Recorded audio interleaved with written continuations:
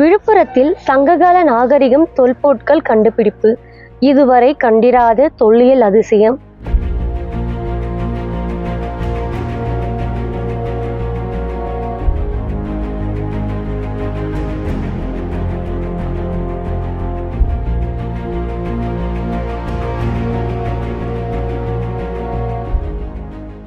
விழுப்புரம் அருகே உள்ள அகரம் பகுதியில் பம்பை ஆற்றங்கரையோரம் சங்ககால நாகரிகம் தொல்பொருட்களின் எச்சங்கள் கண்டெடுக்கப்பட்டுள்ளது.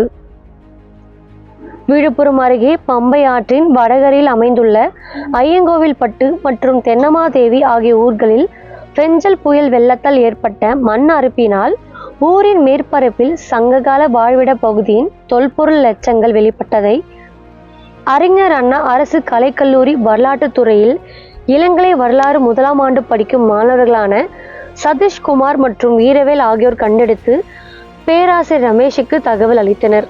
பேராசிரியர் ரங்கநாதன் மற்றும் கீழடி தொல்லியல் வல்லுநர் மு. சேரன் மற்றும் முனைவர் பட்ட ஆய்வு மாணவர்கள் இப்பகுதியினை முழுமையாக ஆய்வு செய்து மேலும் பல தொல்லியல் எச்சங்களை கண்டுபிடித்தனர்.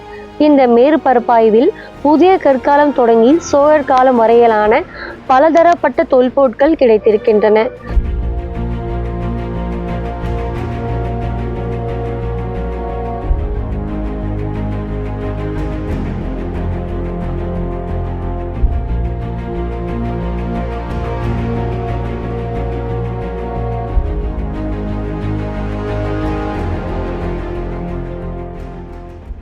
நன்கு மெருகேற்றப்பட்ட உளி போன்ற அமைப்புடைய செல்ட், இருமுனை கொண்ட கற்கோடாரி, அரிய வகை கல் மணிகள், பீப்பாய் வடிவ தூது பவள மணிகள், பொத்தான் வடிவ மற்றும் துண்டிக்கப்பட்ட ஸ்படிக மணிகள், பல நிறங்கள் கொண்ட பல வடிவங்களில் கண்ணாடி மணிகள், காதணிகள், இரட்டை மீன்களுடன் உத்தம சோழக என்று தேவநாகரிக எழுத்து பொறிக்கப்பட்ட செப்பு காசு போன்றவைகளும் கிடைத்துள்ளது.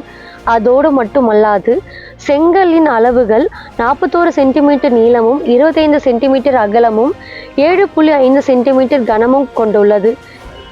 இது சங்ககால செங்கல்லுடன் ஒத்துப்போகிறது என்கிறார்கள் வரலாற்று ஆய்வாளர்கள். இப்போ விழுப்புரம் பகுதியில் சமீபத்தில் ஏற்பட்ட பெஞ்சல் புயலால் மிகப்பெரிய வெள்ளப்பெருக்கு ஏற்பட்டது. அந்த வெள்ளப்பெருக்கில் விழுப்புரத்துக்கு அருகாமையில் உள்ள பம்பை ஆற்றினுடைய பகுதியில், குறிப்பாக வடகரையில் அமைந்துள்ள ஐயங்கோவில்பட்டு மற்றும் தென்னமாதேவி ஆகிய ஊர்களில் பார்த்தீங்கன்னா இந்த வெள்ளம் அடிபட்டது. அப்பொழுது மண் அரிப்பு ஏற்பட்டு மண்ணுக்கு நிறைய தொன்மையான பொருட்கள் கிடைத்ததை குறிப்பாக வரலாற்றுத்துறை, அது அறிஞர் அண்ணா அரசு கல்லூரியில் வரலாற்றுத்துறை மாணவர்கள் வந்து பார்த்தீங்கன்னா வீரவேல், சதீஷ்குமார் ஆகியோர் கொடுத்த தகவல் அடிப்படையில் அனைவரும் குழுவாக வந்து இந்த பகுதியில் வந்து மேற்பரப்பு ஆய்வு செய்தோம். அப்போ செய்யும்போது புதிய கற்காலம் தொடங்கி சங்ககாலம், குறிப்பாக சங்ககாலம் பிறகு சோழகாலம் வரை பல வகையான பொருட்கள் வந்து இந்த பகுதியில் கிடைச்சிருக்கு. இப்போ புதிய கற்காலம் பார்த்தீங்கன்னா அந்த கருவிகள், கற்கோடாரி, ஈட்டி போன்ற கருவிகள்லாம் கிடைச்சிருக்கு. அதுக்கப்புறம் சங்காலத்தில் நிறைய பொருட்கள் கிடைச்சிருக்கு. அது சுடுமணான பொம்மைகள் கிடைச்சிருக்கு. அப்புறம் சங்கால செங்கல் நமக்கு கிடைச்சிருக்கு. அது இல்லாமல் ஆட்டக்காய்கள், இப்போ செஸ் நம்ம சொல்கிறோம், அப்பயே வந்து ஆட்டகங்கள் ஆடி இருக்காங்க சங்காலத்தில். இப்போ வந்து இதெல்லாம் வந்து கீழே கிடைச்ச அதே விதமான ஆட்டக்காய்கள் இங்கே கிடைக்குது. அப்புறம் பல விதமான மணிகள் கிடைக்குது. குறிப்பாக வந்து கார்னீலியன் அப்படின்ற சூது பவள மணிகள், படிக மணிகள், பல நிறங்களில் பல வடிவங்களில் கிடைச்சிருக்கு. பெரிய மணிகள், சிறிய மணிகள் கிடைச்சிருக்கு. எல்லாமே சங்காலத்தை சேர்ந்தவையாக தெரிகிறது. இதை உறுதிப்படுத்துவதற்கு இங்கே தொல்லியல் வல்லுநர், கீழே தொல்லியல் வல்லுநர் இருந்த எம். சேரன் அவர்கள் இங்கே வருகை புரிந்தாங்க. அவருடைய ஆலோசனைப்படி தான் இந்த ஆய்வுகள் நாங்கள் செஞ்சோம். மேற்பரப்பு இதை செஞ்சுருக்கோம்.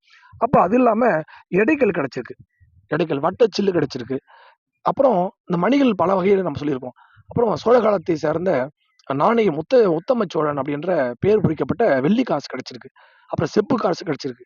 அப்போ சங்ககாலம் தொடங்கி சோழகாலம் வரை இந்த பகுதி ஒரு வாழ்விடல் பகுதியாக இருந்திருக்கு. பல இடங்கள் ஆராய்ச்சி பண்ணியிருக்காங்க. குறிப்பாக வந்து பார்த்தீங்கன்னா ஆதிச்சநல்லூர் ஆராய்ச்சி பண்ணியிருக்காங்க. அங்கே வந்து அது ஈமஜ பகுதியாக இருக்கு. ஆனால் இது வாழ்விட பகுதியாக இருக்கு. கீழடியும் வந்து வாழ்விட பகுதி, மக்கள் வாழ்ந்த ஒரு பகுதியாக இருக்கு. அப்போ இங்கே கட்டுமானங்கள் இருந்திருக்கு. அதுக்கு ஆதாரமாக தான் இங்குள்ள செங்கல்கள் கிடைக்குது. அப்புறம் அந்த மக்கள் பயன்படுத்தி பல வகையான பொருட்கள், மணிகள் ஆகட்டும், அவங்க உருவாக்கின பொம்மைகள் ஆகட்டும். இப்போ காதணி பார்த்தீங்கன்னா 2 வகையான காதணி கிடைச்சிருக்கு. ஒன்று பெரிய அளவில் பத்திரகொண்டல்னு சொல்லுவோம். அதாவது பெரிய அளவில் அந்த தொலைக்காதில் போடுற சுடுமணலான காதணிகள். இன்னொன்று வளையம் போன்ற காதணிகள், அதுவும் நமக்கு கிடைச்சிருக்கு. அப்போ எடைக்கல்லும் கிடைச்சிருக்கு. அப்போ ஆட்டுக்காய்கள் பல வகையான கல் இருக்கு. அப்புறம் வட்ட சில்லுகள், அந்த வட்ட வட்டமாக அந்த மாணவர்கள், அதாவது குறிப்பாக குழந்தைகள் ஆடுற சில்லுகளும் கிடைச்சிருக்கு. இப்படி பல வகையான பொருட்கள் மேற்பரப்பு ஆய்வில் கிடைச்சிருக்கு. கருப்பு செவப்பலான பானை ஓடுகள், பிறகு சிவப்பு நிறத்தில் மெருகூட்டப்பட்ட பானை ஓடுகள், இப்படி நிறைய ஓடுகள் கிடைச்சிருக்கு. இது இல்லாம மேற்பரப்பு ஆய்வில் கிடைச்சிருக்கு. இன்னும் இந்த பூமியில பார்த்தீங்கன்னா, இந்த பகுதியில அகழ்வாராய்ச்சி செய்தால் பல வகையான பொருட்கள் கிடைக்க வாய்ப்பு இருக்கு. இந்த மணிகள்லாம் பார்த்தீங்கன்னா, ரொம்ப அழகான மணிகள். அது ஒவ்வொன்னும் பார்த்தோன்னா, பச்சை, நீலம், மஞ்சள், சிகப்பு, ஆரஞ்சு போன்ற பல நிறங்கள்ல, பல வடிவங்கள்ல மணிகள் கிடைக்குது. அப்புறம் முக்கியமா தக்காளி கிடைச்சிருக்கு. அது வந்து நூல் நூற்ற பயன்படுற ஒரு முக்கியமான ஒரு பொருள். அப்ப அத வச்சு தான் நூல் நூற்றுருக்காங்க. அவங்க நெசவு தொழில் ஈடுபட்ட நபருக்கு ஆதாரமாக தக்காளி வந்து கிடைச்சிருக்கு. குறிப்பா 3 தக்காளிகள் இங்க கிடைக்குது. அப்ப இவையெல்லாம் சங்க காலத்தில் இந்த பம்பை ஆற்றின் வடகரையில ஒரு செழுமையான, ஒரு உயர்ந்த நாகரிகம் இருந்தது என்பதற்கு ஆதாரமா தான் இந்த தொல்லியல் சான்றுகள் நமக்கு எடுத்து காட்டுது. இந்த ஆய்வுகளை இன்னும் முழுமையாக அகழ்வாய்ச்சி செய்தால், இந்த நாகரிகம் எவ்வளோ ஒரு செழுமையான நாகரிகம் என்பது இன்னும் இந்த தமிழகத்து மட்டுமல்ல, உலகத்திற்கு வெளிப்பட வேண்டிய சூழல் வருவதற்கான வாய்ப்பு இருக்கும். எப்பொழுதும் ஆய்வுகளை பொறுத்தவரை இதுவரை விழுப்புரம் மாவட்டத்திலே இப்படியான பொருட்கள் வந்து கிடைத்திருக்கிறது வந்து அரிதா தான் இருக்கு. நாங்க பார்த்த வகையில பல இடங்கள்ல பார்த்துருக்கோம். இப்ப இந்த பகுதியில இன்னும் முழுமையான ஆய்வுகள் செய்யப்படல. இப்ப தென் மாவட்டத்தில பார்த்தீங்கன்னா, பல இடங்கள் ஆய்வு பண்ணியிருக்காங்க. கீழடி, பொருந்தல், கொடுமணல், ஆதிச்சூலம் கிடைச்சிருக்காங்க. ஆனா இந்த பகுதியில இன்னும் ஆய்வு பண்ணா, இந்த முழுமையான நாகரிகம் நமக்கு வெளிப்படும். அது பம்பை ஆற்று கரையில ஒரு சங்க காலத்துல ஒரு பெரிய நாகரிகம் இருந்தது என்பதற்கு அடையாளமா வந்து வரலாம்.